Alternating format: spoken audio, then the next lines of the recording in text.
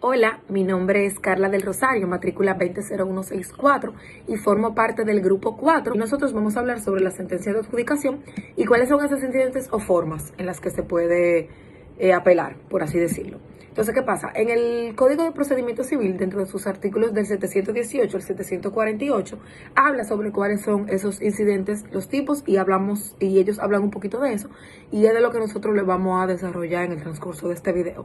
Yo voy a mencionar los 7 que vamos a estar hablando y vamos a desarrollar en el trabajo escrito, y yo les voy a hablar antes de los incidentes sobre la puja ulterior, que es bueno entender que la puja no es lo mismo que la subasta, y es bueno tener esa aclaración. Entonces, esos incidentes vendrían siendo el concurso de varios embargos, la subrogación en persecuciones, la radiación y pretensión del embargo, la demanda en distracción, la nulidad del embargo, la falsa subasta y la conversión del embargo en venta. Entonces, la puja ulterior, aquí lo tengo anotado, según lo que hablamos en clase, anoté unos puntos. Lo mismo que dije al principio, no es lo mismo la puja que la subasta. La puja se hace delante de la Cámara Civil y Comercial y es, por ejemplo, yo, Carla, ofrezco 100,000, pero María oferta 200,000, pero Pedro oferta 700,000. Entonces, si se hace un silencio y no se oferta más, de aproximadamente 3 minutos o más, entonces se cierra la puja y queda como adjudicatario la última persona que ofertó más. O sea, que nadie más dio garantía, si nadie más oferta más. Entonces, exacto, el persiguiente se va, cito, como dice del artículo 705 al 714 de la puja del Código de Procedimiento Civil, que no es lo mismo el persiguiente que el adjudicante. Hay que esperar los 3 minutos por cada oferta. No va la persona, sino que van por Ministerio de Abogados. Entonces, cuando comenté que pasan los 3 minutos, el abogado debe decir en representación de quién hizo su oferta. Y si el abogado va y dice en representación de quién hizo la oferta y el abogado sabe que la persona con la que él hizo la oferta no lo va a poder pagar, entonces el abogado ante el Consejo Disciplinario de la Suprema Corte de Justicia va y se hace 100% responsable de ese proceso de puja. Y hay que tomar en cuenta que el abogado no puede adjudicarse. Entonces, teniendo esto claro y teniendo esto sobre la mesa, recalco que son los artículos 705 al 714 del Código de Procedimiento Civil que especifica el procedimiento o el proceso de la puja. Continuamos con mis compañeros que les van a seguir hablando sobre esos incidentes que se pueden presentar en la sentencia de adjudicación. Gracias. Hola, mi nombre es Laura Barceló, mi matrícula es la 191029 y yo les voy a hablar sobre el concurso de varios embargos. El concurso de varios embargos es cuando hay varios acreedores persiguiendo bienes inmuebles propiedad de un mismo deudor. Este incidente lo que busca es acumular esos procesos y llevarlos ante un mismo tribunal a fines de reducir gastos y también evitar complicaciones innecesarias. Hay 4 casos que dan lugar a la interposición de este incidente. El primer caso es cuando existen 2 embargos sobre los mismos bienes inmuebles, lógicamente propiedad de un mismo deudor. Esta situación parece ficticia debido a la regla embargo sobre embargo es nulo. Sin embargo, sí se puede presentar cuando el segundo embargante desconocía del primer embargo al momento de realizar su acta de embargo, o por el contrario, si sí conocía del primer embargo, igual lleva a cabo su proceso o igual inicia su proceso a fines de asegurar su derecho en subrogación en caso de que el primer embargo no resulte exitoso. En este caso, el segundo embargo no va a poder transcribirse o inscribirse debido a que ya el primer embargo se encuentra transcrito o inscrito. Entonces, la Conservaduría de Hipotecas o el Registro de Títulos lo que va a hacer es hacer una anotación al margen de la transcripción o inscripción del primer embargo, estableciendo la negativa de la inscripción o la transcripción del segundo embargo, y así se va a poder conocer el orden de las transcripciones por orden de fecha. Entonces, el segundo caso que da lugar a la interposición de este recurso es cuando existe un segundo embargo más amplio que el primero. Esto significa que el segundo embargo va a comprender tanto los bienes inmuebles que fueron embargados en el primer embargo como otros inmuebles diferentes, que se encuentran en la misma jurisdicción o demarcación de la Conservaduría de Hipotecas o Registro de Títulos correspondiente a los inmuebles del primer embargo. En este caso, el segundo embargo sí va a poder transcribirse o inscribirse, pero solo sobre los bienes inmuebles que no fueron embargados en el primer embargo.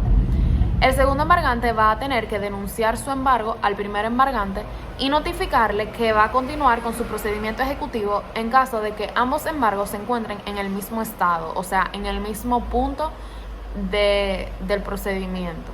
En caso de que no se encuentren en el mismo estado, va a notificarle que el primer embargante debe suspender su procedimiento hasta que el segundo embargo llegue al mismo estado que el primer embargo, y entonces cuando estén en el mismo punto o en el mismo estado, llevar el segundo embargo al mismo tribunal que estaba conociendo del primer embargo, y entonces ahí se van a conocer de forma conjunta.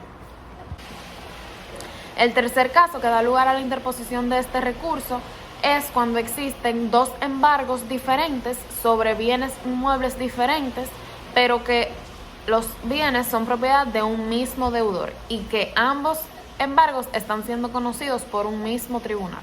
Entonces, en este caso, el embargante más diligente va a tener que solicitarle o debe solicitarle al tribunal la acumulación de ambos embargos para que sean conocidos de forma conjunta, y le va a corresponder continuar con la acción, primero al abogado portador del título más antiguo, y si ambos títulos tienen la misma fecha, pues al abogado de mayor edad. El cuarto y último caso que da lugar a la interposición del incidente de concurso de varios embargos es cuando hay un segundo embargo sobre bienes inmuebles diferentes a los comprendidos en el primer embargo, que no están situados en la jurisdicción o demarcación de la conservaduría de hipotecas o registro de títulos correspondientes a los bienes inmuebles del primer embargo. En principio, no hay razón por la cual estos dos procesos deban ser fusionados, ya que se trata de bienes inmuebles diferentes que están ubicados en jurisdicciones diferentes.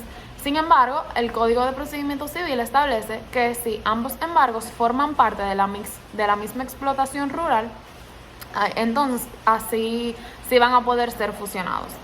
Y también el Código dispone que el tribunal competente para conocer de ambas acciones va a ser el de la jurisdicción donde esté ubicada la explotación rural principal. Hola, mi nombre es José Juan Canela, matrícula 190331. Yo le estaré hablando acerca de la subrogación y las precauciones. El artículo 721 del Código de Procedimiento Civil establece que cuando un embargante no haya continuado con su embargo, el acreedor del inscrito que se haya convertido el segundo embargante, siempre que haya denunciado su segundo embargo al primer embargante, podrá subrogarse en los derechos de persecución del primer embargante.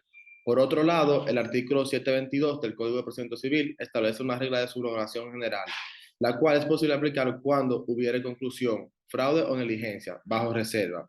Además, este artículo dispone en los casos de conclusión o fraude que se podrá pedir el pago de daño y perjuicio a quien corresponda. Este mismo artículo también define cómo se puede considerar que hay negligencia, cuando quien ejecuta el embargo no ha llenado alguna formalidad o no ha efectuado algún procedimiento en los plazos prescritos. La negligencia permite la presunción del abandono del embargo, lo que da lugar de la subrogación en las persecuciones que habían sido iniciadas por la embargante. La subrogación solo puede ser solicitada por el tribunal posterior al inicio del primer embargo. Si la subrogación es admitida por el tribunal, el procedimiento de embargo es continuado por el subrogado. El primer embargante será condenado personalmente a las cosas de la demanda en subrogación.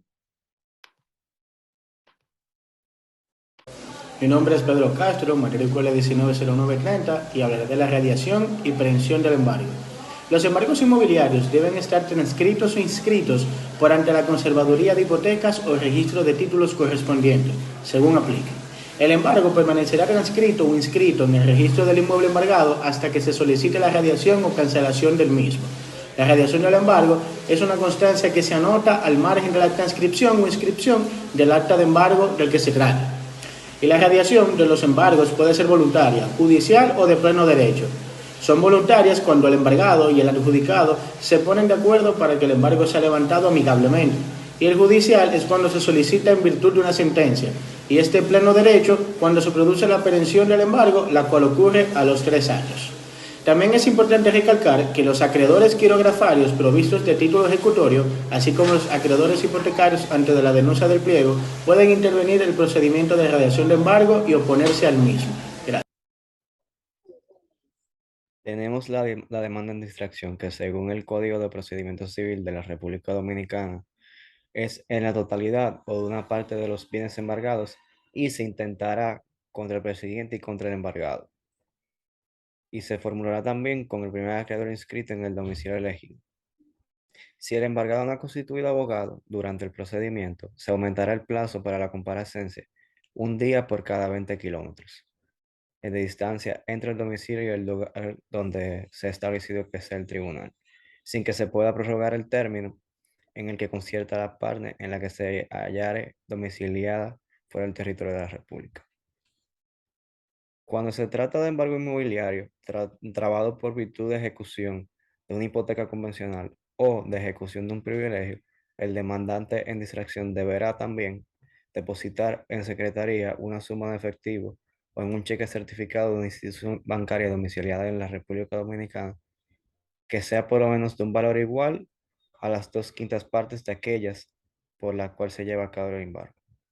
Sin embargo, el tribunal podrá dispensar la prestación de esta fianza en los casos en que se estime que se trata de una demanda seria.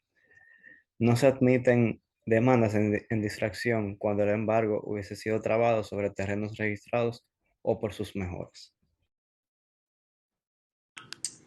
Mi nombre es Andrea Polanco, matrícula 180344, y yo les estaré hablando hoy un poco sobre el tema de la falsa subasta. Básicamente, la subasta judicial se puede definir como un proceso donde el bien embargado se vende para satisfacer con la cantidad recibida la deuda reconocida judicialmente a favor del acreedor. Este proceso se hace mediante un acta levantada por el alguacil y para llegar a la venta del inmueble, el persiguiente debe fijar las condiciones que van a regir la venta y esto se va a hacer mediante la redacción del pliego de condiciones, cargas y cláusulas que regirán la venta. Entonces, básicamente, la falsa subasta se origina y puede ser definida como el derecho hacia el acreedor, el cual va a surgir cuando el adjudicatario no cumpla con las cláusulas de la adjudicación, donde se va a poner en venta el inmueble todas las veces que el adjudicador no ejecute con las cláusulas que establece el Código Procesal Civil. Solamente en caso de que el subastador justifique con haber cumplido con las condiciones, pues la adjudicación no procedería. Una de las consecuencias de la falsa subasta es anular la sentencia de la adjudicación, donde se va a declarar al adjudicatario como falso subastador y esto hace que se proceda a la reventa del inmueble para que tenga lugar en un plazo no mayor de 30 días. Un dato importante en este proceso es que la adjudicación no va a dar lugar a un nuevo procedimiento, sino que el juez va a modificar el estado de colocación según los resultados de la adjudicación y va a hacer efectivas las facturas contra el nuevo adjudicatario. Básicamente también, si la falsa subasta se requiere antes de entregar la sentencia de adjudicación, se va a entregar al secretario una certificación que haga constar que el adjudicatario no ha justificado el cumplimiento de las condiciones que se le requirieron. Y por consiguiente, el abogado del persiguiente de la falsa subasta va a publicar en un periódico de circulación nacional, indicando la fecha por el tribunal, los nombres, básicamente los generales, que son los nombres, el domicilio del subastador. También debe de indicar el importe de la nueva adjudicación y la indicación de que la nueva subasta se va a realizar según lo haya establecido el antiguo pliego de condiciones. El plazo entre los anuncios va a ser mínimo de 10 días y máximo de 20 días, a pena de nulidad. También es importante mencionar de que al menos 10 días antes de la adjudicación se debe de notificar el día y la hora en que se debe de llevar a cabo la falsa subasta. al abogado del adjudicatario y también a la parte contra quien se realizó el embargo. También debe ser notificada en el domicilio de su abogado, y si éste no tiene constituido un abogado, pues se va a notificar en su propio domicilio. El adjudicatario también está obligado a que se transcriba la sentencia de adjudicación en un plazo dentro de los 45 días que sigan a la fecha del pronunciamiento. Y en caso de que se vaya a apelar, dentro del mismo término a contar desde su confirmación, bajo pena de reventa por falsa subasta. Cabe resaltar que no se va a admitir la oposición contra la sentencia que dicte en efecto en materia de la falsa subasta, y las que fallen sobre nulidades que no sean de forma se van a impugnar solamente mediante la apelación, según la forma y los plazos que establece los artículos 731 y 732 del Código Procesal Civil. En caso de que la apelación se lleve a cabo, pues se debe de notificar en el domicilio del abogado, y en caso de no tener abogado, pues se va a notificar en su domicilio real o electo del intimado, y también al mismo tiempo se debe de notificar al secretario del tribunal, quien va a revisar el acto, el cual debe de contener los agravios. La Corte tiene que fallar la apelación en un término de 15 días. Y por último, pues la obligación del falso postor debe de ser la de pagar la diferencia entre su precio y el de la reventa en subasta, sin tener derecho a reclamar el excedente en caso de haberlo. Gracias por su atención.